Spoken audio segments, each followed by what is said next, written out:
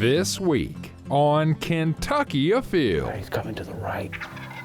With youth turkey season just 2 weeks away and general season opening shortly after, we're really looking forward to chasing longbeards. Next, exercise and antlers. That's what you get when you go shed hunting. I'd say there's antlers in that right there. Somewhere there's got to be. And that's exactly what we're doing. Hey, right here, Chad. What's that? There's one right in front of me here. Then, spring fishing is right around the corner. We've got a catfish bait for you that you've got to try. There we go. Put that on there. You got one too. Look at there. What do you know? It's all next on Kentucky Afield. You think these things aren't eating well? Look at the belly. Such a pretty fish. Beautiful. This pond is plumb loaded with frogs. They're everywhere in here.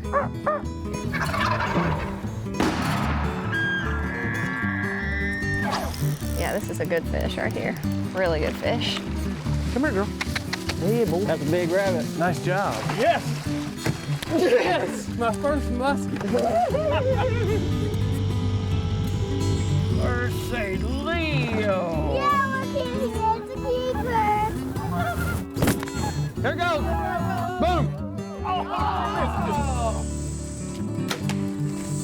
Wow, that happened fast.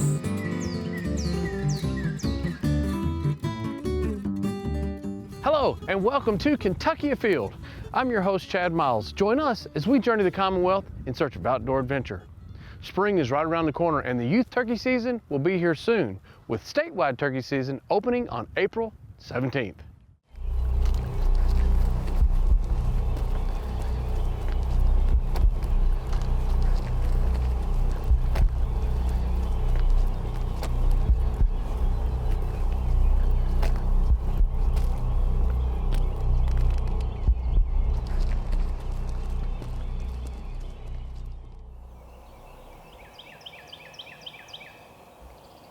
We've made it to the ridge top of this place we're hunting. We're kind of in the knobs of Nelson County. We're going to sit down here and try to find out where these turkeys are at. We scouted this place a little bit a couple weeks ago. And right where we're sitting, there was a bunch of turkey scratchings and droppings, but I had no idea where they're roosting. But hopefully we'll get some action here in a minute. Deer, right here. Coming right at us.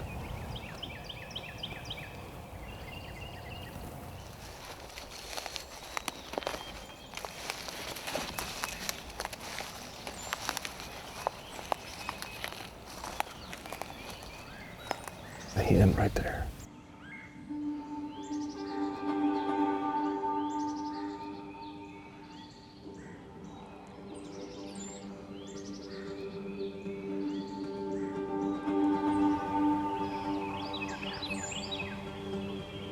Got the decoys set out, and we're in a location where any turkey that comes into this field should be able to see this decoy.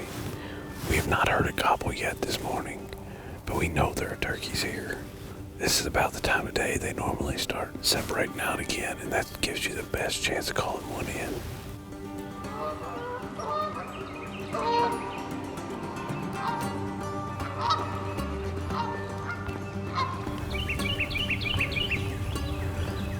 We got a turkey straight across the field, probably 150 yards. Here comes another one. We got two turkeys. These look like jakes. They're coming straight out in the field right here. Here comes another one. A third turkey just came into the field. I think we've got three jakes. We've got one on the left and we've got two on the right, and they're making their way across this field. I know they're gonna come over here.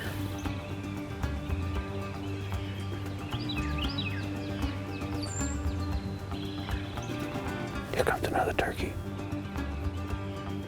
Looks to me like we've got three jakes in hand. Here they come, right here, coming right at us. I've got two jakes in range right now. Let's let this play out and see what happens. They're curious.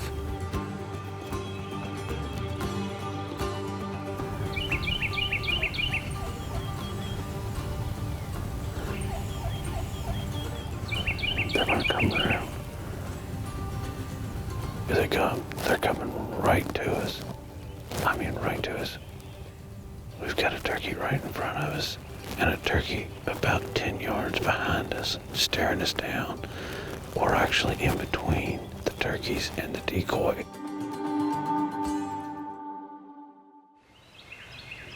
Man, we were locked down. We had 2 jakes. Decided to pass.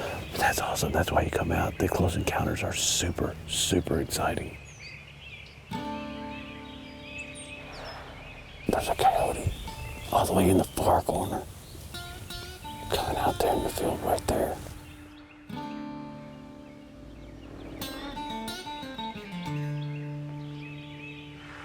Watching wildlife's always fun.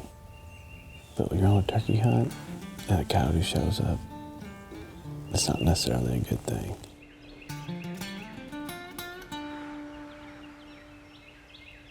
That coyote just caught something, a mouse or something.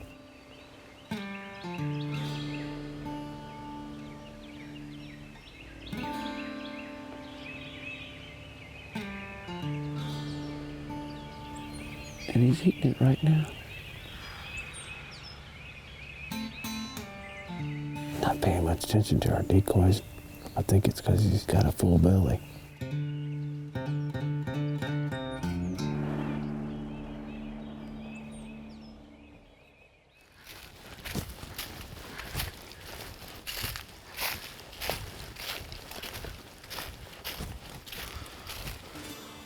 So we hunted here this morning and we saw some jakes and never heard a gobble. We had a game plan set for this afternoon hunt. It was walking in. And before I enter any field, I'll make sure I scan it as good as I can. Up there in the corner, through a tree, I see a black dot, and we start looking at it, and it goes into full strut. We got our decoys set up, backed off. We're gonna try to call this turkey in. It's probably about 250 yards right now.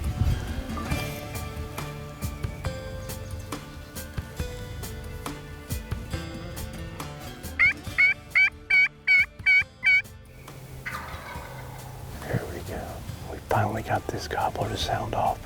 First gobble we've heard yet. Hopefully we can get it to come to us.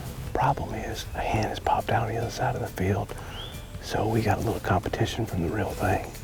We gotta hope our decoy and our calling sounds a little better than that hen right there.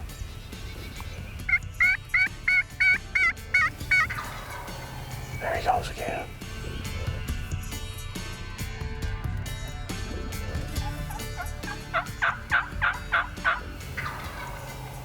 He's gobbling like crazy, but I really don't think he's interested in that hen. He's paying more attention to us.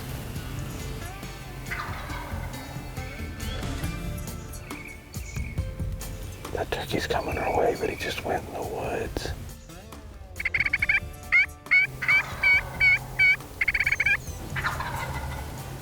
Here he is, right here. Now he's coming to the right. He's up there. He's about 100 out right now.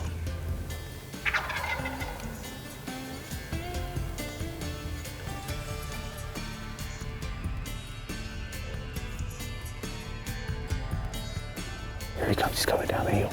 He's going to come to us.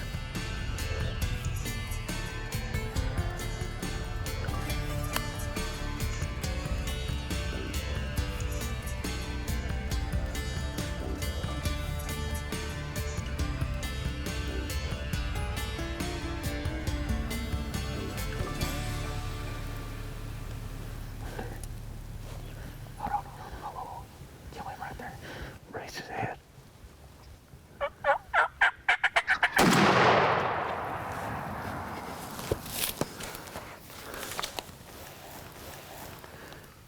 Wow, this was the craziest hunt. It took more patience than maybe any turkey hunt I've been on.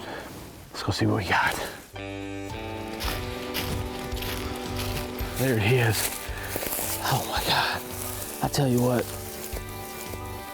beautiful bird. Got a big thick beard on it. Some pretty impressive hooks on it too. Such an awesome hunt. Really, really excited to be able to get this bird because this was a solid 3 hours of watching this bird work. And lo and behold, he wasn't coming through this field. This bird decided it was going to come in and sneak in and get a better look at that Jake decoy through the woods. And that's exactly what he did.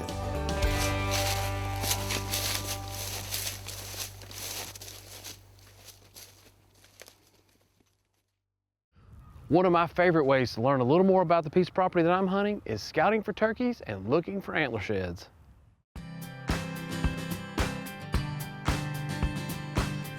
Shed hunting for me is just something to do, really, and you know, the more I find, the more I want to find. I'm a collector, and after you know, deer season and then in my coyote hunting, between coyotes and turkeys, I look for antlers. It's a beautiful time to want to get off the couch. This is before all the ticks are out. But tell me a little bit about the areas that you like to look for sheds. I like to look in the bedding areas, in the feeding areas, and in between. You find some good trails going from a bedding area to food. This happens to be a piece of property that I hunt quite a bit. And now this isn't a shed, but this is a European mount. This is the actual buck that I killed with a bow and arrow on this property this year.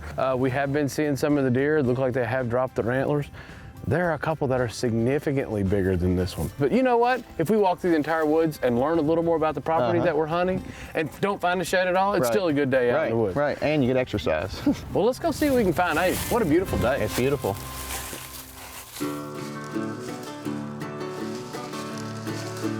Now you can see where they're walking this hillside with the rain we've had, and they've been kind of sliding and walking down through here. So maybe we'll walk to where this crosses the creek and then kind of start this way. Okay. A lot of times you can find a trail on the side of a ridge 30, 40 yards from the top. They'll travel the sides here, and a lot of times they'll bed in these sunnier areas where they get sun and, you know, warmth. And I find a lot of antlers on the side of ridge tops. I'd say there's antlers in that right there. Somewhere there's got to be. Yeah. It looks ideal. Uh-oh, look at this. What we got here? Oh. Now this is the spine. Oh, here's the head right here. A dead head with no, looks like a doe, no antlers. Very well could be a couple years old. Brandon, we have covered some ground today. Yes, we have. This area we're going in here, we've kind of left as a sanctuary. So I think this is probably where we're going to have our best luck finding some sheds. So let's give it a shot. Let's do it. A lot of tracks in here. Yeah, there's some good sign. Hey Brandon, check this out. You got one? Got one. Almost walked right past it. This area is normally torn up with rubs and scrapes. Matter of fact, look, there's a rub there on that tree. Just a little basket 8. Look at this little bulb on the end. But hey, we got one. Good job, man. We still got a little more of the sanctuary, and then I want to get down into a rabbit thicket, see if we can't locate another down there. Let's find them. Let's head right that way. So Brandon, this is an area that I have some familiarity with. If you look, you can see I got a stand right there. Yep. About a week after I killed the buck that I did kill on this piece of property, we came in and hunted that. I actually saw a buck bigger than what I killed. Really? It walked straight out from over here and walked right through this thicket trail. I had a camera set out here. I can't tell how many bucks we saw, but there's some really good trails. You hop on one, I'll hop on the other, and let's walk this thicket. Sounds good. Hey, right here, Chad. What's that? There's one right in front of me here. That's a pretty good antler now. It's obviously not the side to this. It looked because it's the same side. Same side, but Same side. And that looks like that'd have been a 10-pointer. look how fresh his wax ring is. It's still got a lot of hair stuck in it. Look at that. There's it's like 2 trees just Oh my gosh, check torn this up right here. He had them going all the way up here. He sure did. And look at this. He was hitting every one of these trees. Well, your stand's in a pretty good spot over there. I'll tell you, today was a lot of fun. Yeah, absolutely. I absolutely love getting out and looking for sheds. We had a lot of luck. I mean, if you find a couple sheds, that's a pretty good day. I've been many times and not found anything, so. Just getting out in the woods this time of year, you can see a long way, but you can also start gauging where your access points are. Yep. I appreciate it. It's been Hey, a man. lot. Thanks for bringing me. It's been a lot of fun. The lakes and rivers are starting to clean up after the hard rains we had in early March, which can mean one thing. It's time to go catfishing. So Jim, I think this is the 4th show that you and I have done together. And I never know what we're gonna fish for. I always just say, hey, what would you fish for today? And today you said catfish. Catfish. Go ahead. Hop in? Yeah. All right.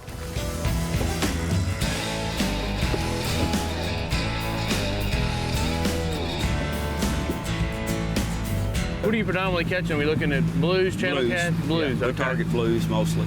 And blue catfish, for a lot of people don't know that they get really big. Yeah. They can get really, really They big. can. What do you catch down Might here? I mean, get they range lucky. from 2 pounds to 50? 2 to 5, you know, is our good eater fish, and then 10 to 50 pound is not uncommon. So What's the biggest one you've seen caught down here in the river? biggest we've had a fella catch one weighed 80. Wow. Yeah. Oh, Had a yeah. lady catch one this spring that is 50. So, Wow. And I'm watching for bait now. Okay. Looking for floater Asian carp. Oh, okay. So What does that tell you? just easy to get it. Get an easy bait, just go pick it up Oh, off top of yeah, I water, you know. gotcha. That one's a little bit too done. This is not the first time that you and I went out and you just adapted because you assume that the fish have adapted their feeding and they're eating Asian carp. Yes, So you fish with Asian carp quite a bit, don't you? quite often, yeah. Man, we got shark in here? No, no, that's what you're talking about, coming to the turbines right there. Yes. It just took the head right off. And I'll tell you one thing, that's about as fresh as it gets. That's a perfect one right there now. I can tell you 2/0 circle hook and catch just about any fish in the river, you know. There's a lot of strength in that right there. Yeah. It's a lot stronger than your line. Yep. Set your drag right and take your time. This is our 3-way rig that I use for 90% of my striper fishing and catfish. Our old buddy Hope Carlton, Oh yeah. remember old Hope? This is the rig that he used to use. You can tell these are hands that have tied many of these knots. You do it so quick and fast. Time in my sleep, my wife has to wear a shower cap to bed at night. You started braiding her hair? I do. I had her hair in knots so much, just started wearing a shower cap. So. This is what the loop is for.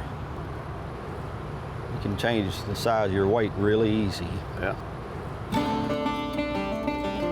Go all the way to the bottom and then pull it up a couple cranks and that's where we're going to reside, right? Yes. You Let me tell get me, in. you tell me when and where and we'll make it happen. In the spot here, you gotta be lined up just right, you know. Catfish do suspend more often than what you realize. Blues are notorious for that, aren't they? Yes, very much so.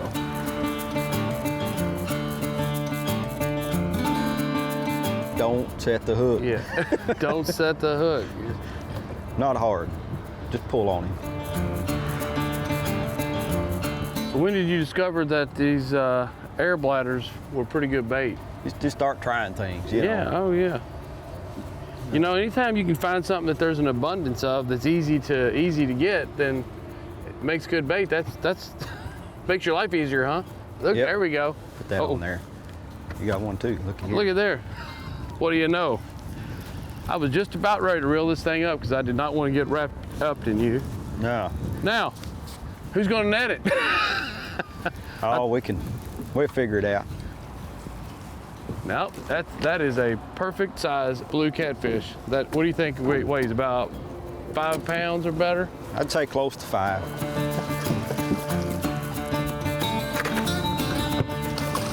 A little better fish than mine. You think these things aren't eating well? Look at the belly on that fish. We've had a line in the water for about It's been a while. 6 minutes. This rate will sink the boat in about an hour and a half. That sounds good to me.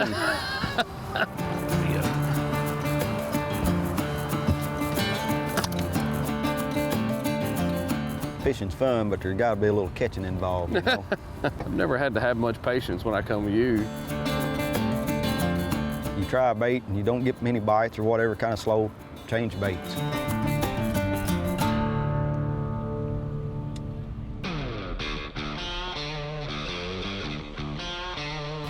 Finally There got you another go. fish.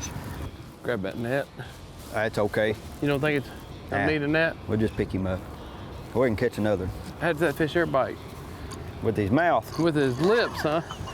You know, He bounced So, around there a little bit. we did get a bite on that new secret bait you got there. Yeah. Here we go. This technique today that you've decided to go with is just use for bait whatever the river gives us. Right.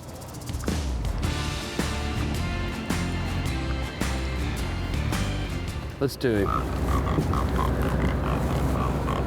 Probably don't really want to know what he's saying. No, probably not. All we need is more of them. Well, I'm having a blast.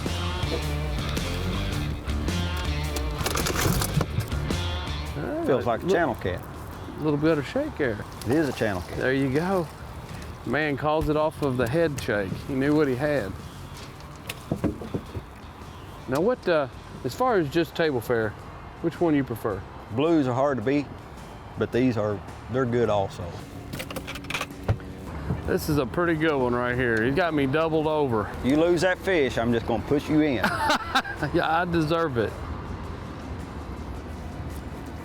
Get out. He didn't break that, he just come off.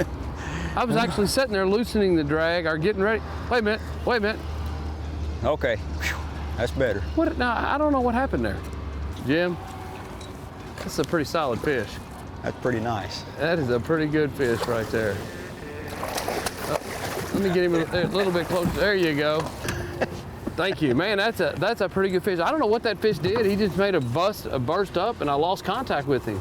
This is a good fish. I think we'll probably turn this one loose. What do you think? I think so. And that's what it's all about. Take what you need, put some back, and come back another day and catch them again. That's the best way to do it. Yep. That's a big. Look at he broke his fin off. He lost his handle. That fish is probably 30-something inches long and fat and thick and strong. You got another? We got a double on. This right here is why you come out here and fish below the dam. You didn't even have to bring bait. You just picked up what the river gave you, and lo and behold, it's our second double of the day. You got you a blue there. And for someone who says that likes to catfish and says, man, I can't believe you're taking a couple of these. You're a man that makes your living off coming down here and putting people on catfish. Taking a mess home for the fryer every now and then is not gonna hurt a thing, is it? Not at all. Not at all. Again, couldn't be any fatter. Belly's about to burst, it's so fat. Well, thanks again. It's always a blast. Thank you.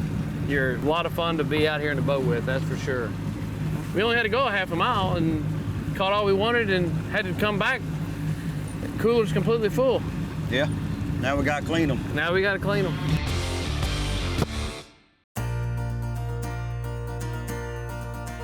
Now let's check in and see who else has been out having fun in this week's Ones That Didn't Get Away. Check out the size of this crappie caught by Garrett Lewis at Lake Carnico. This might be the biggest crappie I've seen out of the state of Kentucky, almost 4 pounds. Nice fish. Here we have a picture of Jason Stam with his first trout ever, a 12-inch fish that was caught at Washington Lake Park in Maysville, Kentucky. Nice job. Here we have a picture from Lewis Graham of White Mills, Kentucky. This white bass here was caught on Nolan Lake. The bass are starting to run. Nice job. Here we have another white bass caught by Kevin Large of E-Town. This fish was caught out of Nolan River. Nice job. Check out this impressive Trimble County buck that was submitted by Jim Huff. This deer was taken during modern firearm season. Congratulations. Here we have Owen Justice with his very first catch of 2021, a nice red ear sunfish. Nice job. Here we have Charles Farley with help from his daughter Samantha holding a beautiful largemouth bass that weighed over 7 pounds. Check out these fish that were caught by Elizabeth and Paul Ashby while fishing out of their granddad's old fishing boat. Really cool boat and great fish. Nice job. Here we have Colton Crest with his dogs Billy Bob and Sue after a night of coon hunting in Waynesburg, Kentucky. Nice job. Nicole Benz has reason to be excited. Check out the size of this bluegill she caught at a friend's farm pond. Nice fish. Here we have a nice hybrid striped bass caught by Lonnie Sullivan of Jeffersonville, Indiana. This fish was caught on the Ohio River. Here we have 8-year-old Marshall Summers who caught his very first fish ever, a nice channel catfish from the Ohio River. Nice job.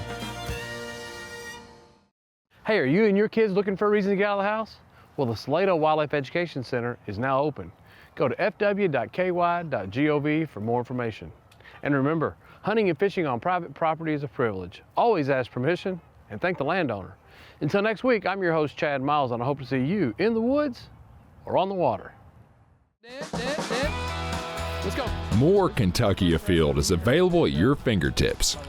Whether by smartphone or computer, you'll find exclusive content and behind-the-scenes videos on our social media pages. Give us a like or follow to stay in the woods and on the water longer when you subscribe to us on YouTube, Facebook, and Instagram. Just search Kentucky Afield on your favorite app.